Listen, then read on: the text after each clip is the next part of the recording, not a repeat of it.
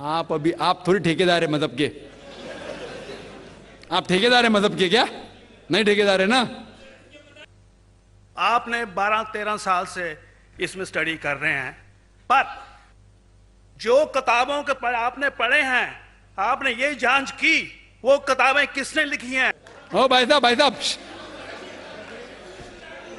ना, बिल्कुल सही भाई साहब।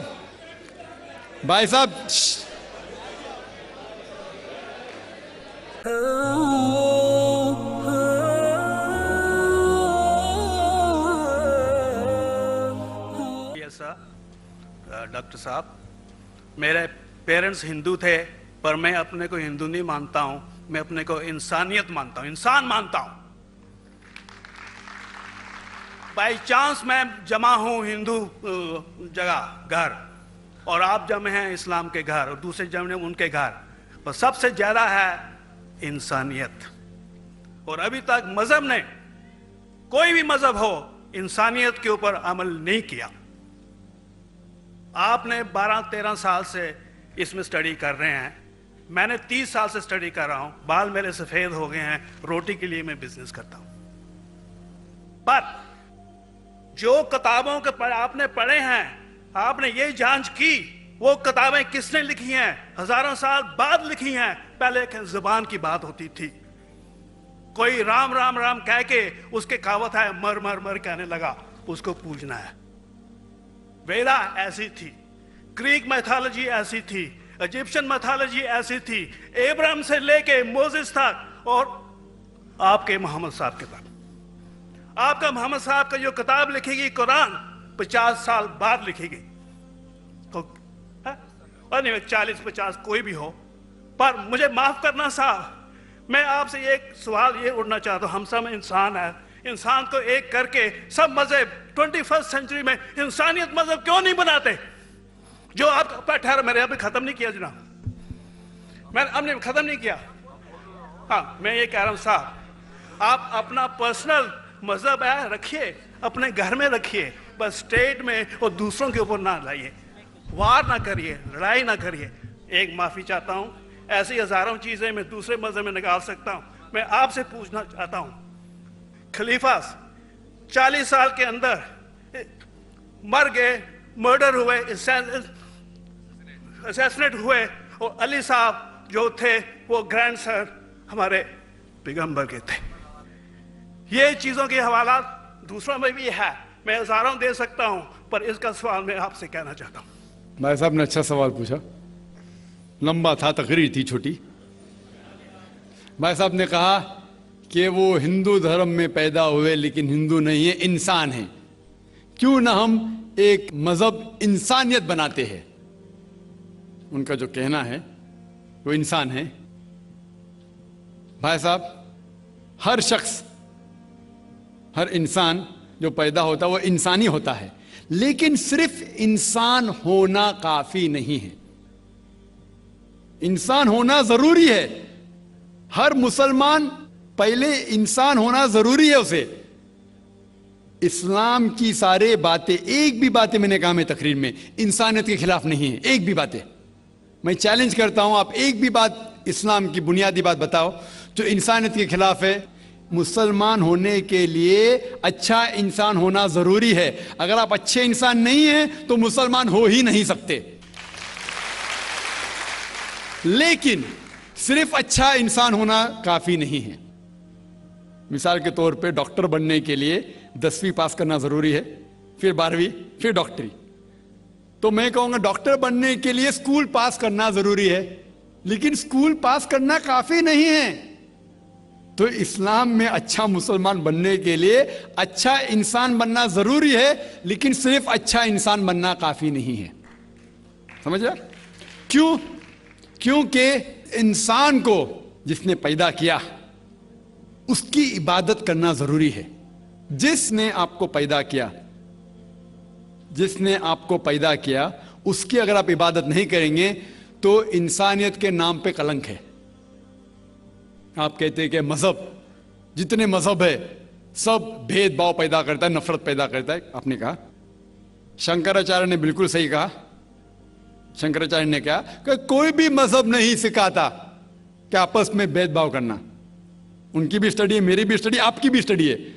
आपने कहा कि मैंने 10-12 साल किया, आपने 30 साल किए। अगर आप 30 साल किए उसका मतलब नहीं कि आप मुझसे अच्छे हैं, जरूरी नहीं। मैंने नहीं कहा कि आपने कहा, मैंने ये भी नहीं कहा कि आपने कहा। मैंने कब कहा कि आपने कहा? मैं कह रहा हूं, मैंने कब कहा कि आपने कहा? मैं कह रहा हूं क्योंकि आपने कहा कि अब 30 साल की स्टडी की। मैं हिंदू मजहब पे भी चंद साल के अल्हम्दुलिल्लाह सुम्मा अल्हम्दुलिल्लाह कई शंकराचार्य से बात की, कई स्वामी जी से बात की, कई प्रीस्ट और फादर से अमेरिका में की। मैं तो अभी तक जवान हूं माशाअल्लाह, अल्लाह का फजल है, अल्लाह का फजल है। आपने कहा कि मजहब भेदभाव करता है, यह कहना बिल्कुल गलत है। मजहब भेदभाव नहीं करता।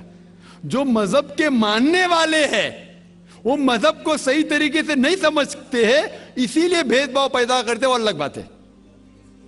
गलती है मजहब के मानने वाले की, मजहब की नहीं। ये कह रहे हैं कि मजहब की, मिसाल के तौर पे एक मर्सिडीज कार है, मर्सिडीज कार है, मुझे ये जानना है कि मर्सिडीज कार कितनी अच्छी है। तो एक ड्राइवर मर्सिडीज कार चलाते जो ड्राइविंग जानते ही नहीं और मर्सिडीज कार को ठोक देते, तो किसकी गलती है, मर्सिडीज गाड़ी की कि ड्राइवर की? अगर आपको जानना है मर्सिडीज कार कितनी अच्छी है तो आपको यह देखना चाहिए स्पेसिफिकेशन, उसका पावर कितना है, हॉर्स पावर कितना है, माइलेज कितना है, सेफ्टी मेजर कितना है। उसकी तहकीक करने के बाद आपको कहना चाहिए कि कितनी अच्छी मर्सिडीज कार है। अगर जानना चाहिए कितनी अच्छी है तो उसको बिठाओ जो ड्राइविंग जानता है। तो इसीलिए इस्लाम को जानने के लिए मुसलमानों को मत देखो, अगर देखना है तो मोहम्मद सल्लल्लाहु अलैहि वसल्लम को देखो। आप मुझे मत देखो, मुझे मत देखो, हमारे आज के मुसलमान को मत देखो। देखो जो सबसे अच्छा ड्राइवर है, सबसे अच्छा इस्लाम को समझ चुका है, वो मोहम्मद सल्लल्लाहु अलैहि वसल्लम है। उनको देख के इस्लाम की तहकीक करो, और तहकीक करने के लिए आपको इस्लाम की किताब पे जाना पड़ेगा। और आपने जो कहा आखिर के अंदर कि सारी मजहब किताब बाद में लिखी गई, पहला कहना था, आप काफी हद तक के सही है, आप काफी हद तक के सही है कि आप बिल्कुल सही फरमाते, लेकिन यह कहना कि सारी मजहब की किताब, उसमें गलती है। अक्सर मजहब कितने किताब है, वेद हो, उपनिषद हो, बाइबल हो, ओल्ड टेस्टामेंट हो, न्यू टेस्टामेंट हो, आपने कहा मूसा अलैहिस्सलाम से लेके वहां से था, लेकिन आखिरी में जो आपने गलती की मोहम्मद सल्लल्लाहु अलैहि वसल्लम, वहां गलती की। आखिर में आके आप अटक गए, आखिर में आके आप फंस गए। आपने शायद इस्लाम का मुताला सही तरीके से नहीं किया होगा, आपने शायद अरुण शुरू की किताब पढ़ी होगी। अगर आप कोई मजहब का मुताला करना चाहते हैं तो जो मजहब को समझ चुका है उसकी किताब पढ़ो।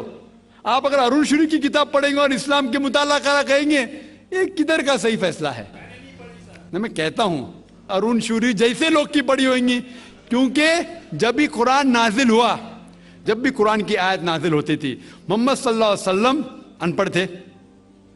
जब भी कोई आयत नाजिल होती थी वो उसे याद करते थे और अपने साथियों सहाबा से उसकी तिलावत करते थे, और सहाबा फौरन उसे लिख लेते थे। तो मोहम्मद सल्लल्लाहु अलैहि वसल्लम की मौजूदगी में हर आयत लिखी जाती थी और वो उसे चेक कर, मिसाल के तौर पे इक़रा बिस्मि रब्बिकल लज़ी खलक़ आयत नाजिल हुई, उन्होंने याद किया, सहाबा से कहा, सहाबा ने लिखा इक़रा बिस्मि रब्बिकल लज़ी खलक़, पढ़ के सुनाओ, पढ़ा, हाँ सही। अगर गलती होती तो वहीं टोक देते थे। तो मोहम्मद सल्लल्लाहु अलैहि वसल्लम की मौजूदगी में जब भी अल्लाह सुब्हानहू व तआला आयत नाजिल करते थे वो याद करते थे और लिखवाते थे और चेक भी करते थे। सारा कुरान मजीद मोहम्मद सल्लल्लाहु अलैहि वसल्लम की मौजूदगी में लिखा गया।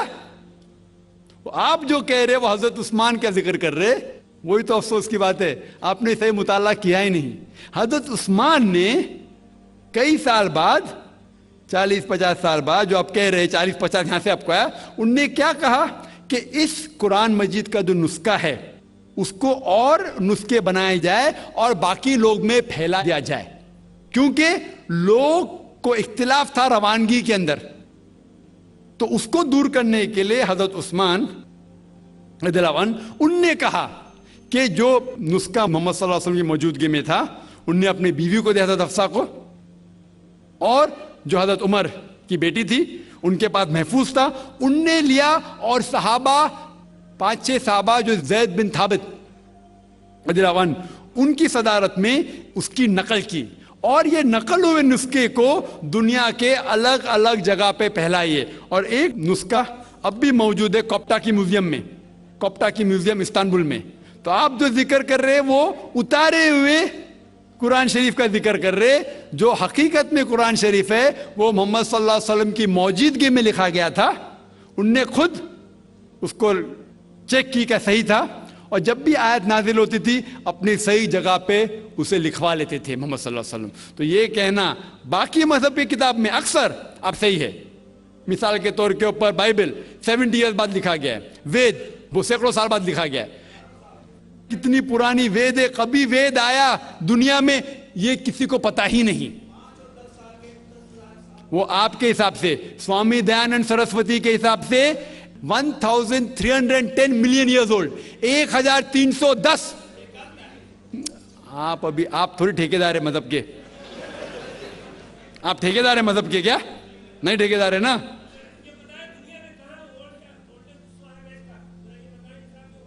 हाँ इसलिए ओ भाई साहब ना, बिल्कुल सही भाई साहब भाई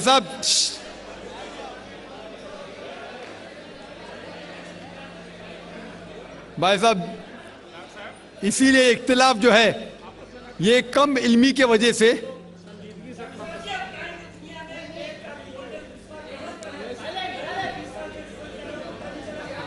वेद का वेद का क्या नहीं, सब लोग चुप हो जाए।